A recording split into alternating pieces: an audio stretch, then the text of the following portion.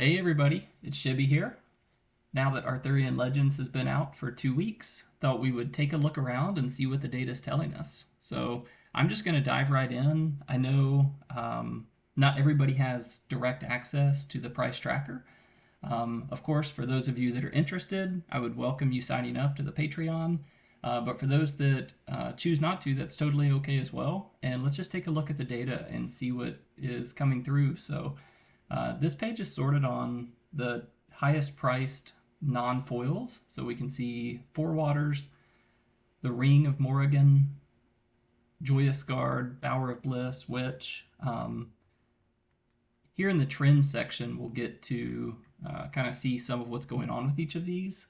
But I think in this page, this foil multiplier is kind of the fun thing to look at. You can find perhaps cards that are, I would say in this view, overpriced. So the foil price relative to the non-foil, I don't think it makes sense for Sir K to be going for $96. That's a really big multiplier over the non-foil.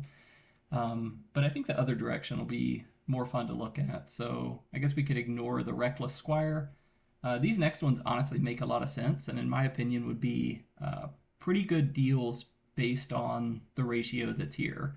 So these three elemental lands, Joyous Guard, I don't know how to say this, Carleon, and Glastonbury, and Tintagel.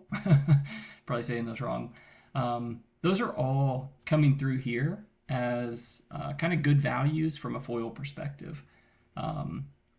Only being 3 or maybe 5 times higher is quite a bit less than normal. And of course, White Heart's one of my favorites as well. So let's move on to some of these next views. Again, we're just kind of taking a look around. I think the trend will be the really fun part. So I think I'm going to spend my time looking at the non-foils. This is the overall trend for non-foils since the October 4th launch date.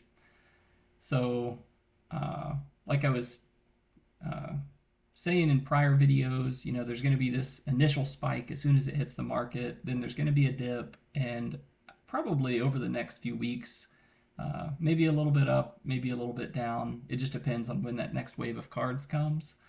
But we'll click into a few of these. Four Waters, kind of from the beginning, has been one of the chase cards.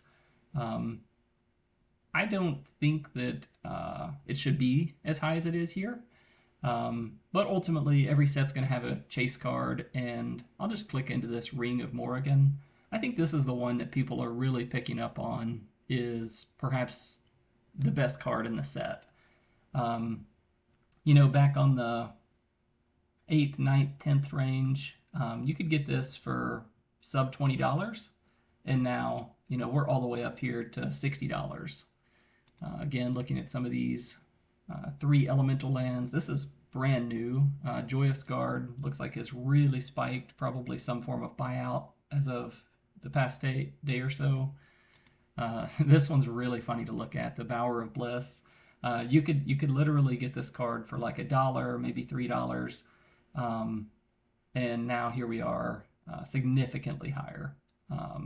But this is a great opportunity for those that bought the dip. I actually did. I bought a few right here at this $3 range, which is kind of cool. Which is one that people have been excited about from the beginning. So this trend chart's not too surprising. $23 currently. Pendragon Legacy. Here's Merlin.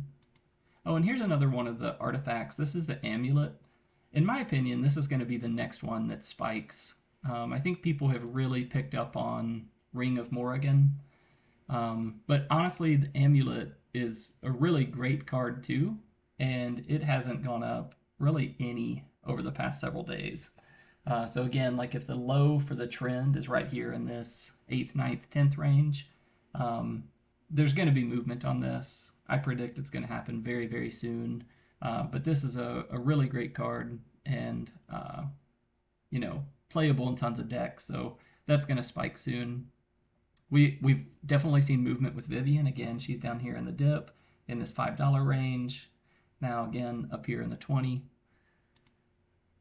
So I won't click into all of these, but some of these top cards, I think it's really fun to see the trend. Feel free to kind of pause the video, analyze a little bit more, go back to it.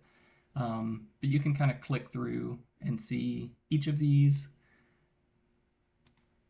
And then I'll just quickly go over to this last page for this video and showing, price change versus prior day. Like we've been seeing in the Discord and hearing people talk about in different videos, the ring has just really spiked. It's up 50% in the past 24 hours. It went from really $20 to $40, and now it's up at 60. So pretty rapid climb. Let's look at some of the non-foils. See if there's anything coming down. Maybe a little bit of these.